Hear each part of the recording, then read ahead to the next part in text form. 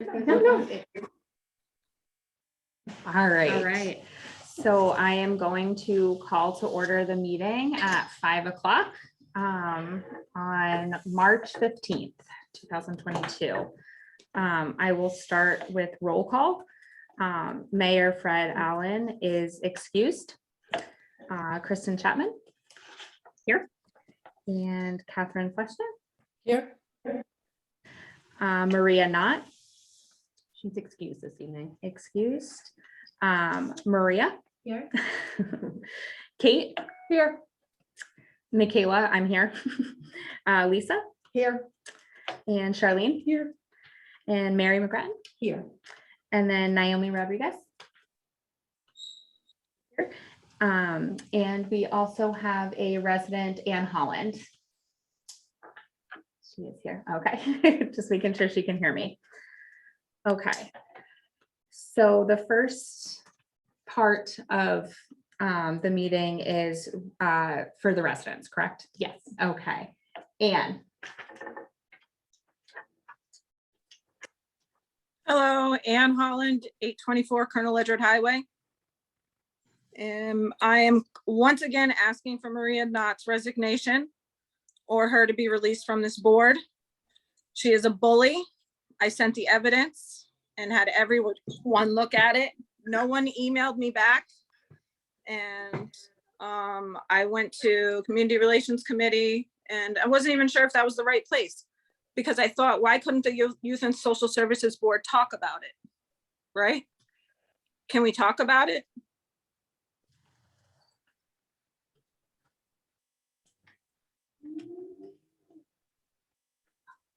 I don't have any idea. I do. It's not on the agenda Yeah. for this evening. How do I get it on the agenda? You can contact me before the next meeting. And you're gonna put it on the agenda? We will discuss putting on the agenda. So, you know, I do know that you shared your concerns and that the mayor did, you know, send a response as this is his board and he appoints. And it's okay to have a bully on the Youth and Social Services Board? Ms. Holland, I'm gonna let you finish your 3 minutes and then we're gonna move on with the agenda. I emailed everyone on this Youth and Social Services Board the information. You all are intermingled and intertwined together, and one hand washes the other in this town, and I see it. And if I have to hold you, whoever it is accountable, you will be held accountable in regards to that too, because it's not about what you do politically, it's what you do personally. And if you can't stand up for somebody that's on the Youth and Social Services Board, that's somebody on the Youth and Social Services Board is doing this, has done this to, like, why isn't anyone saying anything? I don't understand, but I do, because you guys, one hand washes the other. To clarify, Ms. Holland, I have not received an email from you. I think we'd all be happy to get more Oh, information. oh no, you have. I've sent one to Miss Prue, P-R-O-U-X, right? That was your email address, and I'll show it to you. I sent it to you. And then when I received your message during the last meeting, when you said you talked to my Black friend, that's what you said. That's what you said. I have the screenshot of that. Yeah, you said you talked to my Black friend. It shows how unaware you are as well in the position that you're in, because I don't think you can bring any type of racial conversation when you're going to refer to a grown woman who works at the Board of Ed and is married to a military member, a mother, as my Black friend. That shows incompetence. Okay, so Ann, the 3 minutes is up. Kristen Chapman did put a note down that we will see if we can put this on our agenda for next meeting. Next month. I think We it's meet by again. We meet bi-monthly. bi-monthly Great. in 2 months. Okay. I feel like I'm losing my mind in this town. This is insane.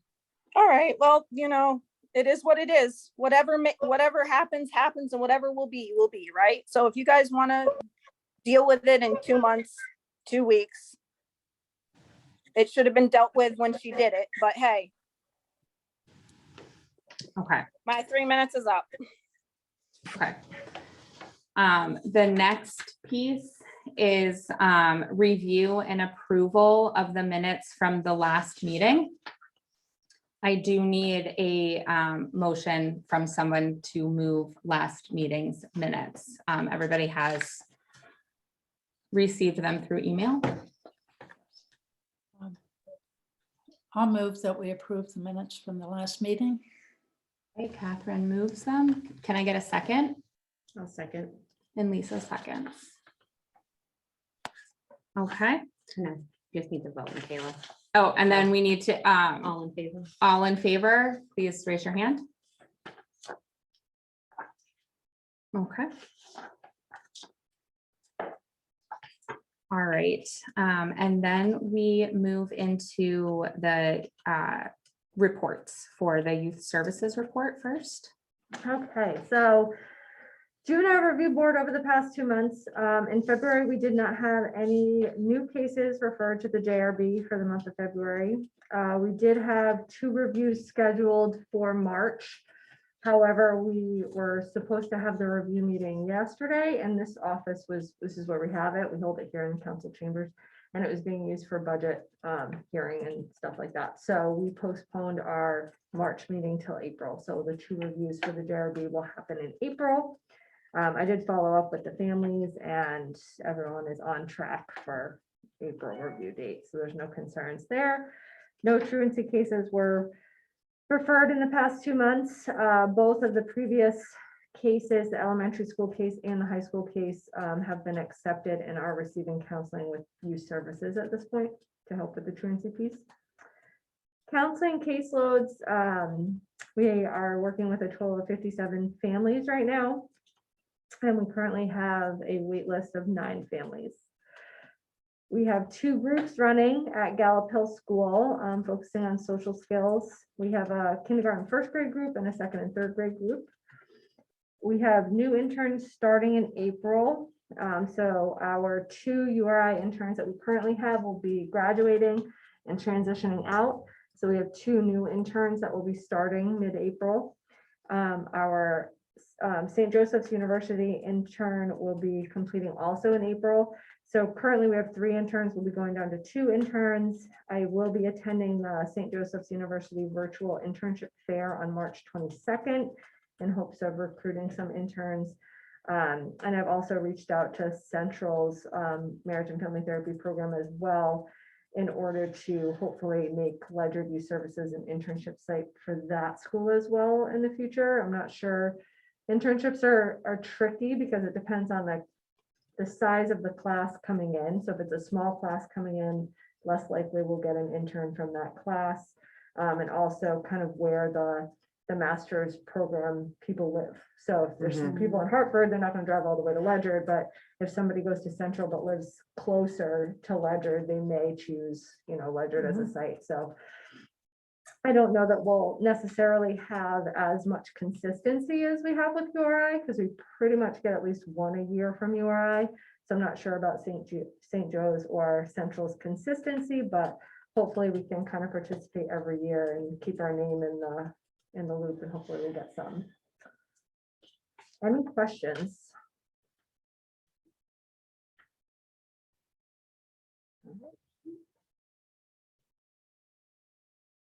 Okay, moving on to the social services report. Okay, let's see, our food pantry statistics, January, we had 71 client visits and we served 88 residents. February, 70 client visits, serving 103 residents.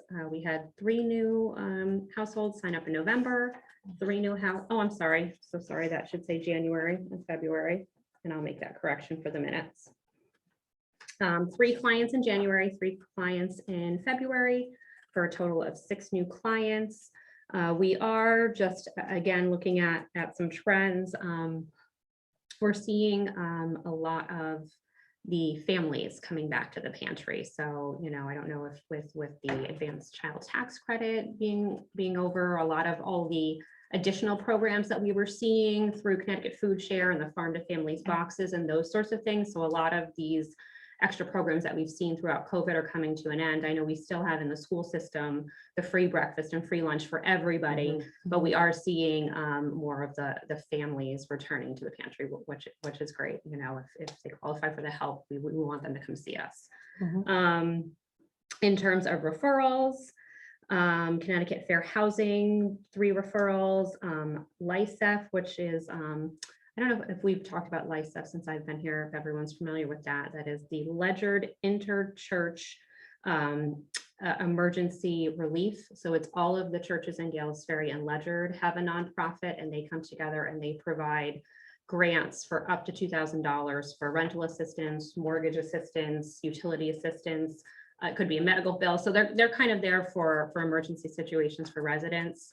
Their board meets monthly, and so clients will come to me. I'll kind of vet them, and I will present to that board confidentially without names kind of what the situation is, and they will decide if they're going to approve the grant or not. So we've been seeing more folks coming through for LISEF. TVCCA, we are still accepting energy assistance. So just putting that out there, energy assistance ends, the end date to apply is May 31st this year. So people can still reach out as funds are available for the energy assistance through TVCCA.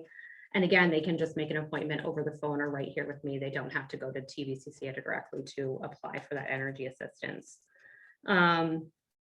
Connecticut State Department of Social Services getting a lot of calls for people that are looking for health insurance or different things that is actually handled through the state. So referring people over to the Norwich office for those types of things. And one referral to Elder Protective Services through my office this month. Food pantry going well. We, with food prices definitely going up, our dollars aren't stretching as much. We are working with Village Market, and we've started purchasing meats through them. We haven't been able to get our hands on as much protein through Gemma or through Connecticut Food Share. So we've been working with George over there, the manager, and he's been great in packaging it for us. We have a lot of households of single individuals or individuals too. So he's been packaging the meats for us and package the 2 so that, we can hand that to the single households, and then we can just, double or triple that up for a larger family. So we've also been getting, in the summer, we have so much produce from local farms and things like that. So we've been also using our monetary donations to purchase produce from them as well, just to, canned goods and pastas and things like that we have an abundance of, but it's the meats, the eggs, the cheeses, that sort of thing. So we've been having a ton of donations come in terms of gift cards and checks. So we've been using those. Any questions on any referrals, food pantry? No? I don't see anyone online with questions, so that's it for me. Okay, the next part is old business, where we are to motion to approve bylaws of the Youth and Social Services Board as amended. The bylaws, everybody has a copy of the bylaws. So the changes are in that navy blue and also red. Any questions about those? Is it, I have read the bylaws changes, but I wasn't able to print them out and I don't have them right in front of me. Is it possible just to read the? Yep, absolutely. So under article. If not, that's okay. I mean, I pretty much. Yep, so I can read Article 2. This is 2.5 under the mission and responsibilities of the board.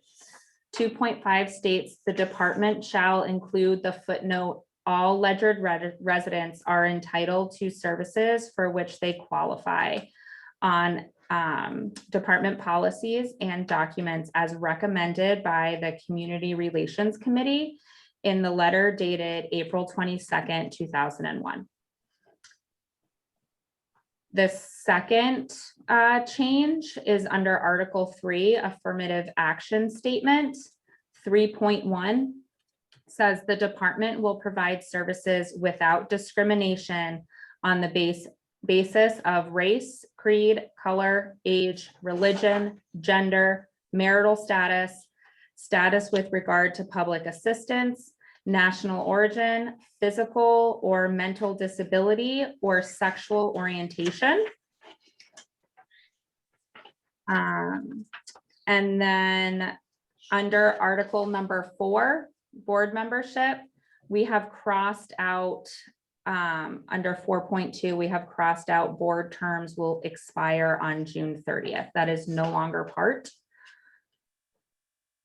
Under Article 6, officers, 6.9, the secretary shall be responsible for recording the meeting minutes.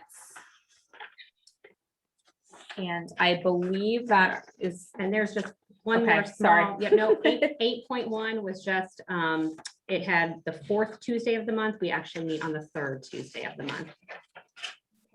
Thank you very much. okay. So I need a motion to approve the bylaws. I'll move that we approve the bylaws as amended. Okay. And a second? Second. And Charlene seconds. Do we all vote? Okay, and then we have to all vote on the minutes, if we can raise our hands. All in favor? All in favor? Okay, Okay, motion passes. okay. The second part is any other old business to come before the board.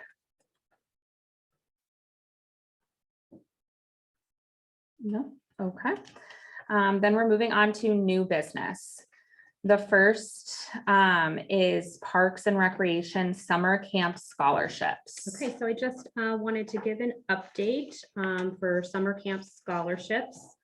So at the end of last year, we had $1,800 left in that scholarship fund. So that fund is through grants, donations.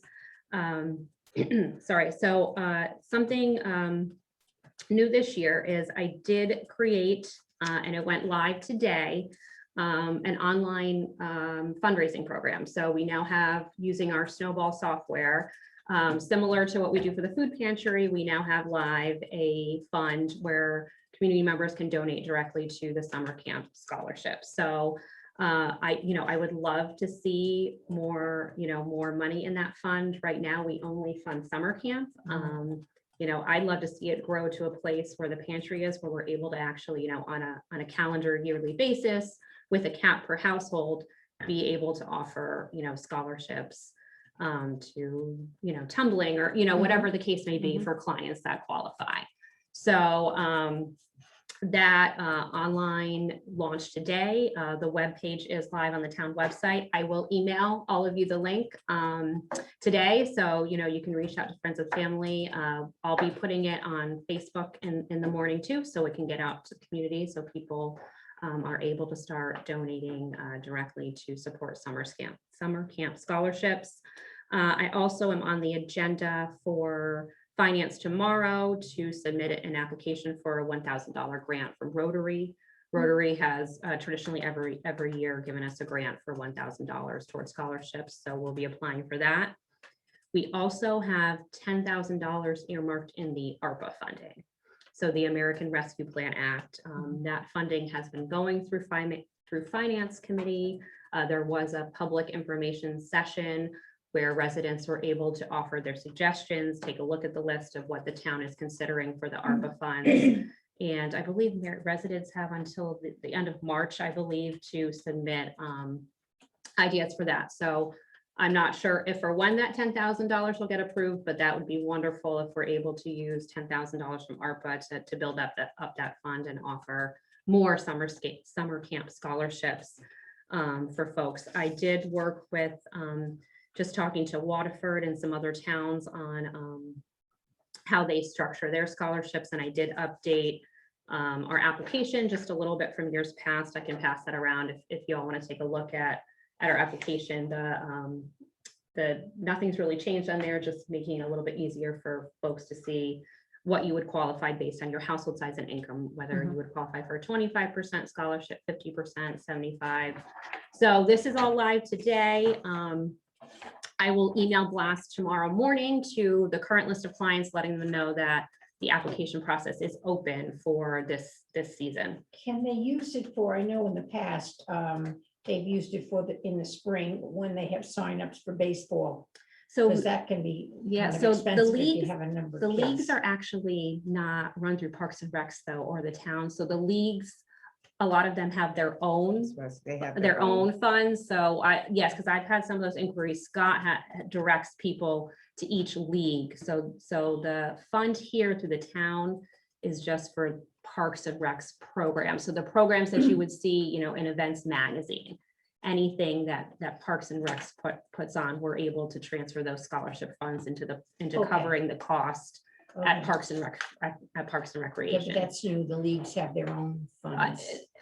Some of them do, some don't, but the leagues are run separately. The town Okay. provides the fields and maintain, the town supports Right. the leagues greatly. Again, Scott could have more information on that, but the scholarships we have at this time don't Okay. cover the sports. It covers, Sure. right now, it's just summer camp. And again, Sure. I'd love to see it be like the food pantry where we have $20,000 or $30,000 all year long, because people are continuing to give. When I was involved with the baseball and football leagues, I never saw a family get denied Yeah. that put in a request Mhm. for. a Yeah, through scholarship. that league, yeah, so They there's, usually had enough. to cover it. yeah, but we direct folks directly to the president of each league for those scholarships. So Right. this is for summer camp, Any other parks and rec yeah, for activities. the Yeah, activities that's that great. are sponsored and that people pay the town a fee for. Mhm. So again, I'll email out the link to that webpage. So spread the word for the snowball fundraising campaign. And we'll start accepting applications tomorrow for clients that are interested in getting some financial help for summer camp. For the $10,000, I'm forgetting the name. The ARPA funding. yes. Yeah. Could you give examples of how that was used in the past? Like, what are some resident ideas? So the ARPA funding is through the American Rescue Plan Act. So we haven't It had hasn't been. it in the past. Right, right.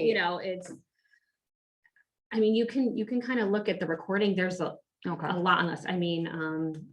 Sewers are on the list. It's anything that can benefit the town, benefit economic development. There's a broad range of what those funds can be used for. And you can go back online and watch the recordings of those finance meetings and kind of, see where they're looking to spend those funds.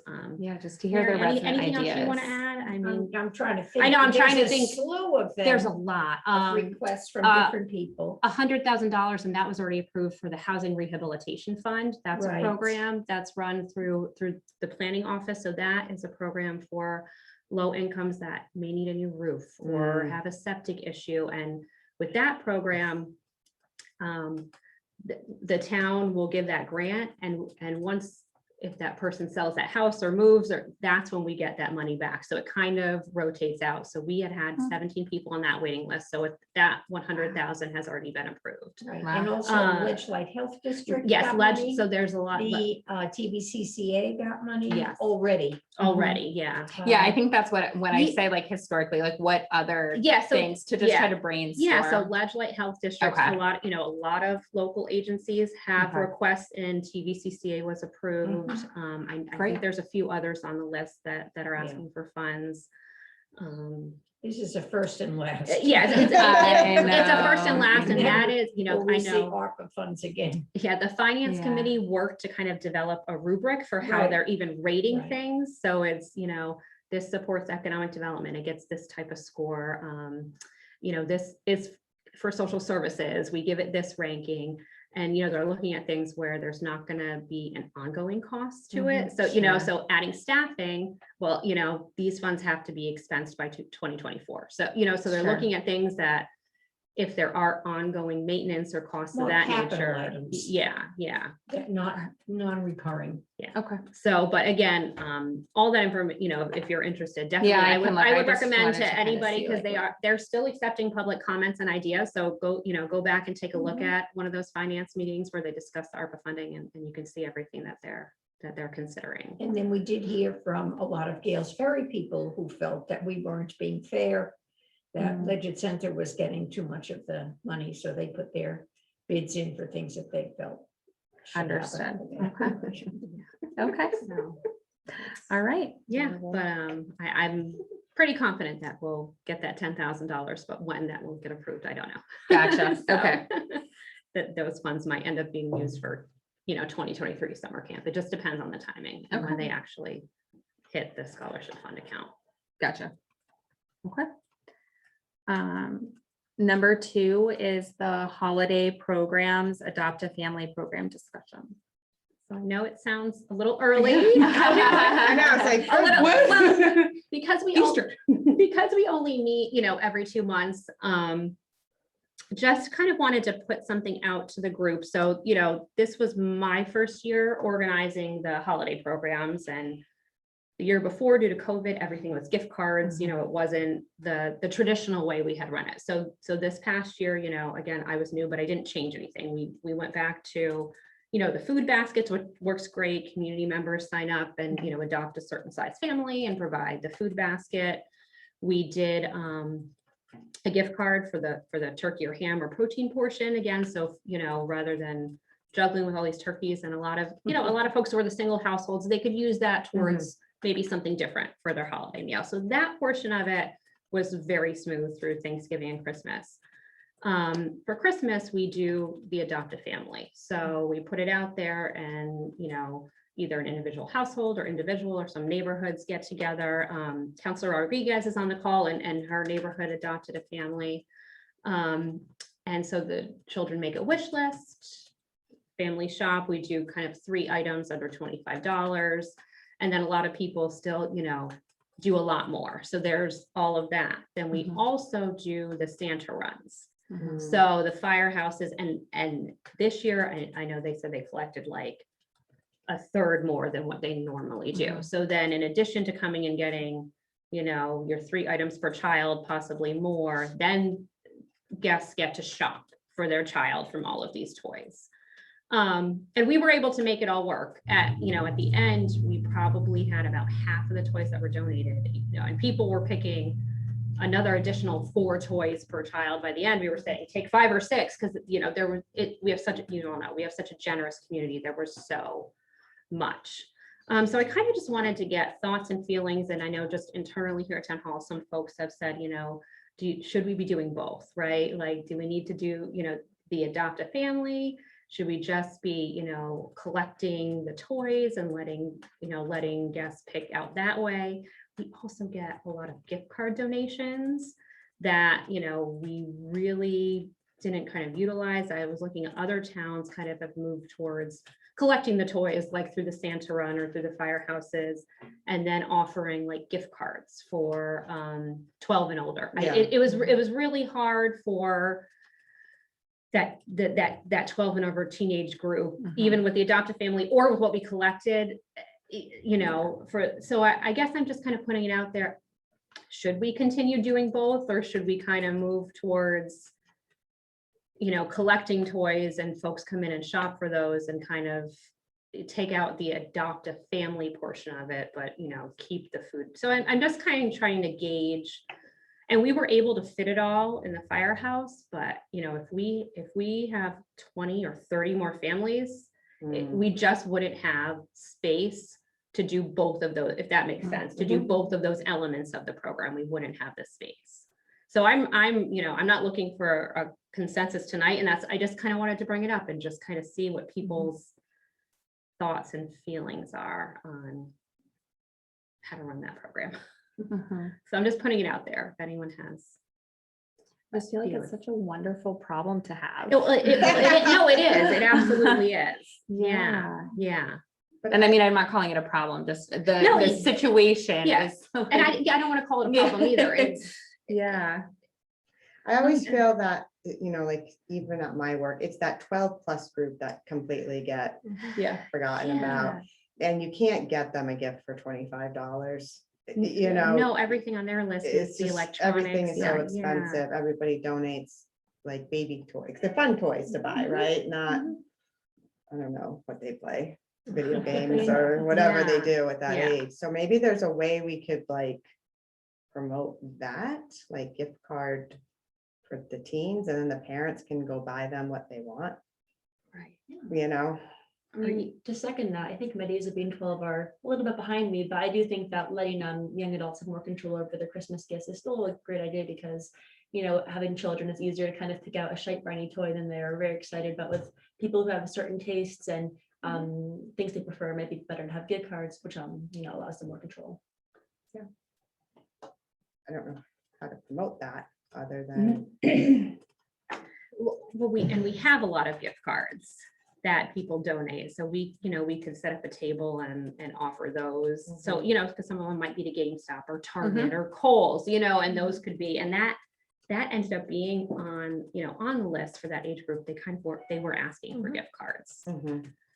So, you know, and then I guess it's just, do we continue doing both, the adopt a family, or just move towards gift cards and collecting So what toys would be and having left out in that scenario So what is would the be, food. no, not portion the of it, food, no. no. So the people would still do the baskets, but people also, community members adopt a family and purchase gifts for each child. So it's, from a wish it's just kind of list. unnecessary. Yeah, it's And I redundant. don't, it's, well, It's and a like I little said, redundant. at the end, we donated to, we have a local church, St. David's does on a Christmas day. They invite the whole community and they took some of the toys and then we donated them to Toys for Tots, but I That's what I, probably. like a So third they're party. still, yeah, they're still going, you know, but I know people donate those toys because they want them Yeah, to go to to lead, stay to go in to, the but community. it's a good problem to Right. have. We have too many toys for currently, you know, the number of Right. families that we're serving. Even like daycares in the town? Like, could that be, like, I don't know, there's like United Methodist daycare. I'm trying to think of the daycares I know, like, it does that. Well, and I You mean guess, to use it at their daycare, or you mean to give give away? to I guess them. the issue is the event is so close to Christmas that even the Toys for Tots gifts get put in storage for next year. Because it's, you know, I mean, we distribute like the Tuesday before Christmas. And So- people want it to stay in town versus spread through like southeastern Connecticut, because there's like so many. but they have- Different So I went to the Toys for Tots pickup this year at the Harley Davidson place on Waterford. And it was insane. And it was like 2 days before Christmas. Well, I'm Like, they not have thinking of so Toys many for Tot, toys. like, that's awesome that they have so many toys, but like other smaller agencies. So like my immediate, solely because I'm connected to it, is Child and Family Agency. And you know, what kind of thing, but that's outside of the town. So I understand that Right. piece. If people are donating thinking it's to help their community, I But I mean, understand. an overflow and a surplus is a great, Yes, Yeah, yes. that, It isn't it? the isn't alternative though? is not having enough for a town, you know? Right, so- but if people could donate to something else, like the thing you were talking about for Parks and Rec, you know? Uh-huh, mhm. Like just having all these extra toys that are sitting somewhere that no one's getting use out of when someone spent money on them, it would be nice, like, if that was like a $20 toy that you donate towards that and a kid can participate in Yeah. camp. But we're taking from the same well in town Yeah. with the people that Yeah. donate, so. Yeah. And, you know, it's, I don't, if you see the space, I mean, there wasn't space for, you know, there wasn't one more table. So if we had, you know, 20 more families where people are bringing that in, and then with everything else, we wouldn't be able to just handle everything. Although I suppose we could turn it into 2 days distribution. For both firehouses. Yeah. Mhm. I don't, Yeah. I just, Space to me is not a concern. It's more like Yeah. you don't have the kids to take it, right? It's both. It's both. So, Right. and I guess what it is in the end, you know, each family was getting probably like 8 to 9 gifts per child. Wow. So that- that's so amazing. Yeah, it's, Could there- could, we could, you know, we could also, maybe it's 2 wishes and, you know, or maybe it could be 1 wish for the teenager and you know what I mean? Just maybe there's different ways to tweak it. So that it's a little bit more just manageable from a, you know, we get in and out and well, for Christmas, we have, you know, 2 days. And everything, so all those excess toys gotta go out Right. that Oh, day. yeah, that's a Everything good has to come point. in and out, you know, it's, Right. Yeah. it's not like we have a week and we can Mhm. figure out where everything It's is a going. lot. Yeah. Because we just don't have, you know, we don't have a space like that that's dedicated for the town. Who develops the criteria to meet, like, to be a family that someone So- adopts? So that's our ledgered social services client. So you meet the income guidelines that we have for the food pantry for And that's state guidelines? TFAP. So it's the federal guidelines Yeah. that come out every year. They come out in July. So we use that, Sure. those guidelines. So if I'm understanding correctly, there are too many toys. People are donating too many toys. Is I that- know, it's a crazy, yeah, it's a crazy problem to have. But Yeah. I'm wondering, I don't know how the people in the community would respond to this, but, you know, could there also be, donate a certain amount, you know, if you can donate some money to the town that would go for the use of kids throughout the year? And do you think people in the community would respond to doing something like that? You know, because some people might not want to go out and buy a toy, but they want to say, oh, I want to give something so that the kids have something for the coming year, and maybe would, you know, drop a check in the box or the bottle or jar or whatever. Or the link to the To scholarship. the Yeah. scholarship Yeah. fund, Yeah, that's what, the you know, that's, scholarship fund, yeah. yeah. And that can be a Christmas gift, you know, I mean, you know, and so, because it doesn't make sense to have way too many toys and not, you know, have to worry about how to get rid of them. yeah. Yeah, and like I said, it's, you know, I don't think you can do more than like 8 or 9 per kid, you know, people just couldn't fit anymore, but we were kind of like, take with them, you know. Well, and then I go back to, so if you have 8 or 9 gifts for little kids in your family and your teenager It's a good card. gets a gift, you know? Yeah. So it'd be nice if we could Mhm. say, but, oh, you get to go to camp or something, you know what I Yeah, mean? that's, yeah. We do, people love to adopt kids to send them to summer camp. Yeah. They love that, you know, like adopt a child. for Yeah. $100, they get to go to summer camp. Yeah, yeah, That's, I'd rather do that than buy a toy, right? That's an Mhm. experience. Yeah. Yeah. So we Yeah. could market that, yeah, or they adopt a family, adopt a kid to, you know, for summer, yeah, I think that's a That's great a good idea, idea. that's a good Yeah. idea. and then the fire Yeah. trucks could still pick up toys, 'cause I Yeah. think. No, just people love that. Seeing the Yeah, firemen. and like I said, people love to donate and people also, the folks that do adopt, they, you know, they love to do that too. And then kids are getting some of their specific Right, wishes, you know, so, you know, I Mhm. don't want to eliminate anything, but it's, you know, I just wanted to see new idea, you know, Yeah. new Oh, ideas, new absolutely. thoughts, I don't think looking there's at, you any- know, and like I said, I'm noticing, looking at what other towns were doing, they were doing, you know, providing the gift cards for the age group over 12, because it's hard to find what they're looking for. So again, I mean, I know it's summer camp time, but just, Yeah. you know, putting that out there and, Mhm. you know, we have plenty of time to make any changes for this coming year. awesome, sounds good. Okay. And then the last thing is any other new business to come before the board? I did just want to share, and I know I've talked about it in past meetings, the Unite CT program, which that was the funding from the federal government that went to the state for rental assistance. That program closed for any new applications on February 15th. So all that rental assistance, those funds through the state for utility and rentals due to COVID, they are not accepting any new applications at this time.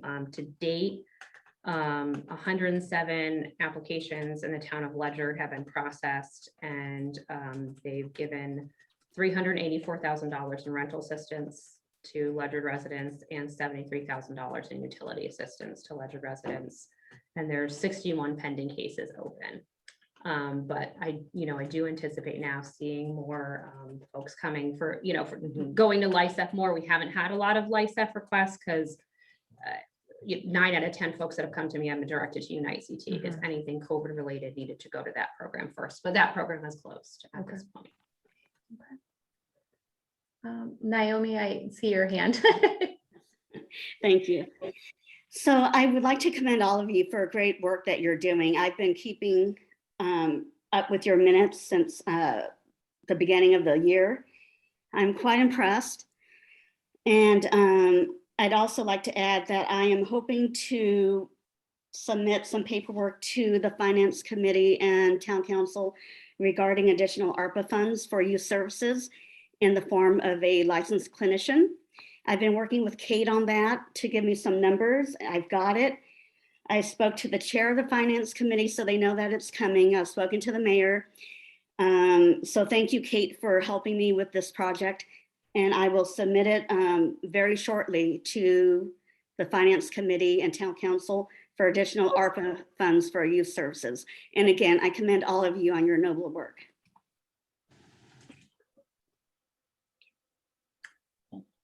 Anything Nope. else? Oh, Catherine? Yeah, I have just a procedural question. I'm wondering if there have been, I've actually been watching some of the town meetings online and, the resident comments and involvement. And I'm wondering if there are any procedural guidelines as far as handling or responding to residents' concerns, or if we best proceed just on a case-by-case basis, if there are any guidelines from the mayor's office in regard to that. When somebody comes to the town council during the citizens portion of it, and they say whatever it is they want to say, the council does not respond. The chairman will usually refer that issue to whatever committee it would be under. I don't know what other commissions or boards do, but that's pretty much, otherwise you get into it, you'd never get the meeting going because you'd be back and forth. Yeah, okay, good. Makes a lot of sense. Anything else? Okay, so I am going to move to adjourn the meeting at 5:43 p.m. Motion in a second. Motion, please. I'll move that the meeting be adjourned. And second? Second. Thank you. Charlene, second. Diane, I never know. We're gonna be- All right, thank you. And Night, thank you. could you remind your names for the? Oh, I'm